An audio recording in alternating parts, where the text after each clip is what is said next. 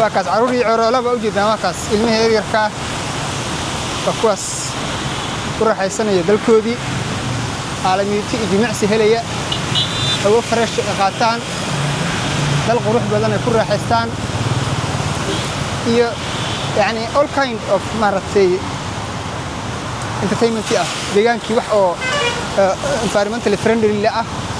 deegaanka saaxiib la ah ayaga aan halis ku ahayn it's very beautiful la aad ay u qurux badan tahay ani aad u cajib runtii aad u cajibay fikradan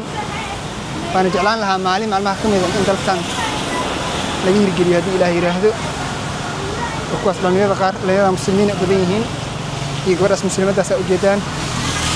waqtigoodii runtii ku qaadanayaan عجيب ما شاء الله تبارك الله